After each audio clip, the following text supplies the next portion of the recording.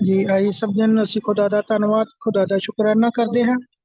ਜੋ खुदा ने ਇਹ ਸਮਾਂ ਇਹ ਪਲ ਸਾਡੀ ਜ਼ਿੰਦਗੀ ਦੇ ਵਿੱਚ ਦਿੱਤੇ ਕਿ ਅਸੀਂ खुदा ਦੀ ਪਾਕ ਪਵਿੱਤਰ ਬਾਣੀ ਨੂੰ ਪੜ੍ਹ ਸਕੀਏ ਕਿਉਂਕਿ ਅੱਜ ਅਸੀਂ खुदा ਦੀ ਬਾਣੀ ਦੇ ਵਿੱਚੋਂ ਦੇਖਦੇ ਹਾਂ ਯੂਨਾ ਨਬੀ ਦੇ ਬਾਰੇ ਜੋ ਯੂਨਾ ਨਬੀ ਨੂੰ खुदा ਨੇ ਇੱਕ ਆਗਿਆ ਦਿੱਤੀ ਕਿ ਤੂੰ ਕੀ ਕਰਨਾ ਹੈ ਨਿਨਵਾ ਨੂੰ ਜਾਣਾ ਹੈ ਤੇ ਨਿਨਵਾ ਦੇ ਲੋਕ ਜੋ ਪਾਪ ਦੇ ਨਾਲ ਭਰ ਚੁੱਕੇ ਨੇ ਉਹਨਾਂ ਲੋਕਾਂ ਨੂੰ ਉਸ ਪਾਪ ਤੋਂ ਉਸ ਬਦੀ ਤੋਂ ਉਸ ਗੁਨਾਹ ਤੋਂ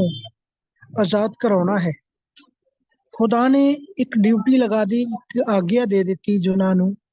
कि तू की कर मेरे काम नू करन दे लई बिल्कुल बाबरकत तैयार हो जा और तू उस जगह नू की कर जल्दी चलिया जा जुना ने खुदा दी गल सुनी और निनवा नू जाण दे लई अपने घर तो निकलिया जदों समुंदर दी बंदरगाह ते पहुंचिया ते उन्हें देखिया कि मैं निनवा नू चला हाँ ते उत्थे लोग तां अगे तबाही दे नाल मरन वाले ने ते जे उन्हां ने मेरी गल ना सुनी ते उन्हां दे नाल तां मैं भी मर जाना है क्यों ना मैं की करा निनवा दी बजाय तरशीश नू चलिया जावां जुना तरशीश नू जाण वाले जहाज दे उत्ते चढ़ गया ते तहखाने दे विच जाके सौ गया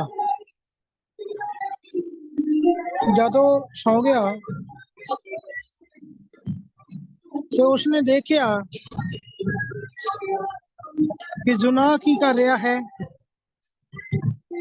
तहखाने दे विच सौ गया जद सुता है ते उस जहाज दे अध समुंदर दे विचकार की होया एक वड्डा तूफान आ गया एक वड्डा वो भूचाल आ गया ते वो सब लोग डर गए वो देख रहे ने कि जुना सुता होया है वो देख रहे हुण असीं मर जाना है वो अपना समान सबो चुक के समुंदर दे विच सुੱਟਣਾ शुरू कर दिता कि जहाज हौला हो जावे ते असीं सभे डुੱਬਣ तो बच जाइए पर जो वो उस तहखाने दे विच सी कि उस तहखाने दे विच वो की कर रहा है सौ रहा है बड़ा मस्त होके सोता बेफिक्र होके सुता है और जो जहाज दा कैप्टन सी उसने जाके देखा कि जोना की है तहखाने दे विच सुता है तो उसने की किया जोना नू उठाया जदों उठाया तो वो की कर रहा है देख रहा कि मैनू कि कौन उठाउण दे लई आ रहा है तो जब उसको उठाया गया कि सब अपने अपने देवी देवते नू पुकारे ने सब लोग अपने अपने देवते नू पुकारे ने कि असी सबे उस उचाल तो उस तूफान तो उस विपता तो जिहड़ी साडे उत्ते आउण वाली है उहदे तो बच जाइए पर कोई भी उन्हां नू बचाउण वाला नहीं सी पर जुना ने जद देखिया कि समुंदर दे विच काफी तूफान आया होया है जहाज डुੱਬਣ वाला है तो की कह रहा अपने लोकां नू कह रहा है कि तुसी की करो किसी समान नू सुੱਟਣ ਦੀ जरूरत नहीं तुसी की करो मैनू चुको ते समुंदर दे विच सुੱਟ दिओ तां कि ये जहाज जिहड़ा डुੱਬਣ वाला है ये डुੱਬਣ तो बच जाएगा पर कोई इंसान ओदी मौत दा न्याय नहीं सी लेना चाहुंदा क्योंकि हर कोई खुदा दे हुक्म नू मनदा सी ते ओ हुक्म सी कि तू की कर खून ना कर वो खून दा बदला कौन देवेगा इस करके सभे की कर रहे सन वो जुना नू छुट्टण तो डरदे सन पर जुना ने की आख्या कि एक गुना पाया जावे एक गुना पाया जावे जदों गुना जिस दे नां दा निकले ते उन्हें चुक के समुंदर दे विच सुੱਟ दिओ पर जुना दे नां दा जदों गुना निकलिया जदों गुना निकलिया ते जुना नू जदों समुंदर दे विच सुੱਟਿਆ गया ते समुंदर सारा ही शांत हो गया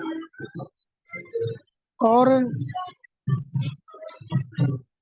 जुना नू मच्छी दे पेट दे विच जाना पिया वो 3 दिन 3 रातां मच्छी दे पेट दे विच रहा ਤੇ ਮੱਛੀ ਦੇ ਪੇਟ ਦੇ ਵਿੱਚ ਉਸਨੇ ਕੀ ਕੀਤਾ? ਤੌਬਾ ਕੀਤੀ, ਆਪਣੇ ਪਾਪ ਤੋਂ, ਆਪਣੇ ਗੁਨਾਹ ਤੋਂ ਤੌਬਾ ਕੀਤੀ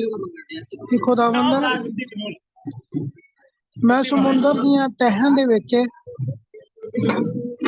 ਅੱਜ ਮੈਂ ਆਪਣੇ ਪਾਪ ਦਾ ਪਛਤਾਵਾ ਕਰਦਾ ਹਾਂ।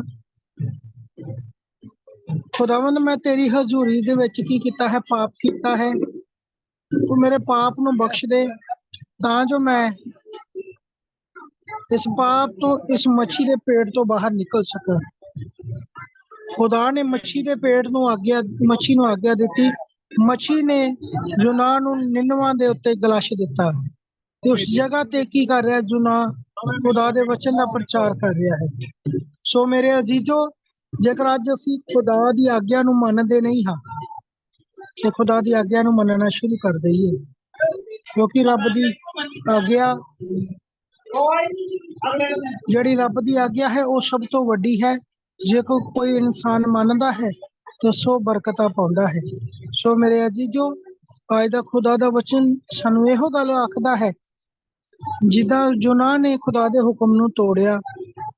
ਅਸੀਂ ਖੁਦਾ ਦੇ ਹੁਕਮ ਨੂੰ ਨਾ ਤੋੜੀਏ, ਬਲਕਿ ਖੁਦਾ ਦੇ ਹੁਕਮਾਂ ਨੂੰ ਮੰਨਣ ਵਾਲੇ ਬਣ ਜਾਈਏ ਔਰ ਖੁਦਾ ਦੇ ਰਾਹਾਂ ਦੇ ਉੱਤੇ ਚੱਲਣ ਵਾਲੇ ਹੋ ਜਾਈਏ। ਖੁਦਾ ਦੇ ਵਚਨ ਪੜ੍ਹੇ ਔਰ ਸੁਣੇ ਜਾਣੇ ਦੇ ਉੱਤੇ ਬਰਕਤ ਹੋਵੇ, ਯीशु ਦੇ ਨਾਮ 'ਚ ਆਮੀਨ। ਆइए, जेकर किसी दी कोई दुआई दरखास्त है तो दस सकता है।